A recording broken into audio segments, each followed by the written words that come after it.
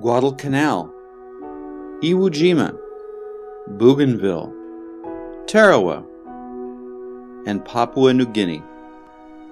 These names revive memories of desperate historic times. Many of our fathers, uncles, and grandfathers fought on these islands, places that are steeped in decisive moments which have shaped our present world. After World War II, these islands returned again to quiet tranquility. Today, it seems, God is moving these nations from obscurity to places of eternal significance. One of these is Papua New Guinea, a country of 6.5 million people and 830 indigenous languages. Even with the challenge of such linguistic diversity, we believe God has shown us a way to assist the body of Christ to accelerate reaching all these different groups. How does one quickly prepare and train the nationals of all these language groups? One goes to where they go, the university. One speaks the educational language they already fluently speak, English. One spends quality time with them, training them to win others to Christ, to disciple them in their new faith, and then send them out back to their own people and to the world. You have a good time. This morning I want you to go out, pair off into twos. Girls, you go with girls. Boys with boys. Boys, I don't want to see you walking around with girls. Girls, don't walk around with these guys. Let them go and talk to their own kind. All right? We have a vision for spiritual multiplication on our university campus here in Papua New Guinea.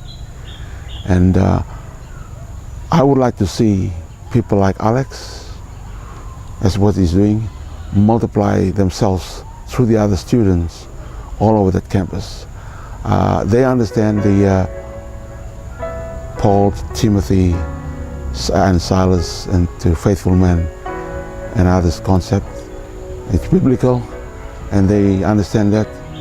And I know that these students have decided that will be their goal.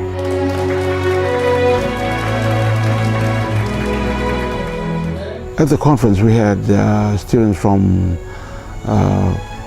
very many provinces, for instance, from Bougainville, East and West New Britain, Morobe Province, Madang, Sepik, Western Highlands, Southern Highlands, Enga, Eastern Highlands, Simbu, Central Province, Western Province, Gulf Province, Milne Bay Province. And amongst all these people, there are many languages represented at that conference, and at the moment I would guess up to about 45 to 50 languages was represented at that conference amongst the 80 students.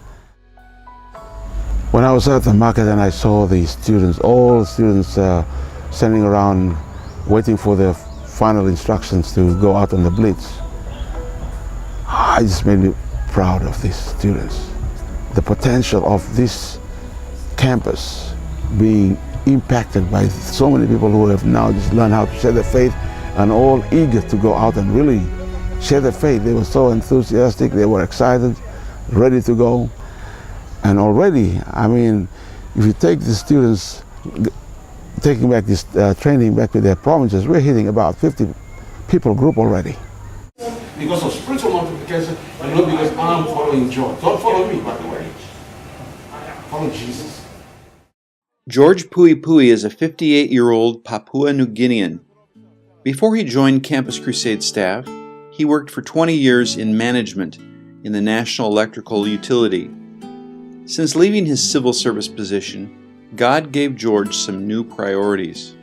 My view is that they will walk out of this campus with the degree on one hand and ministry skill on one hand, almost fully fledged staff of Campus Crusade.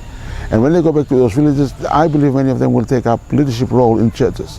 And what I'm seeing and I'm hoping for is that the same Great Commission DNA that they develop on this campus will be presented in those communities when they go back.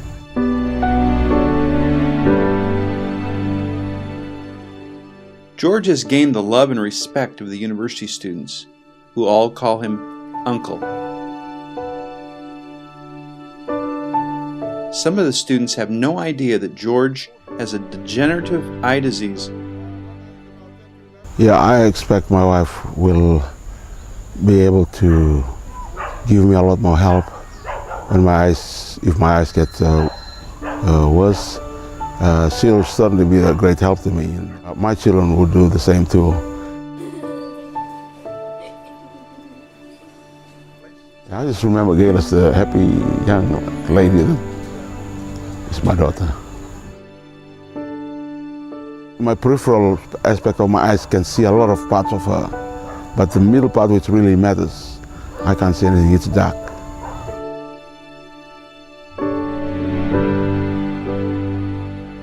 At present, there are 3 Campus Crusade for Christ staff in all of Papua New Guinea. George and his team need others to partner with them.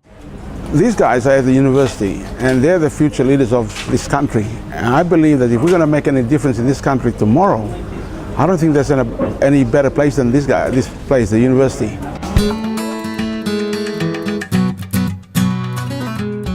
What would God have you do? Come and join George's team? Help by giving to the financial needs of this movement? Join a team of people who would commit to praying for them. Would you pray and ask God for His specific leading in this regard? If you are interested, we have people who can help you pursue being involved.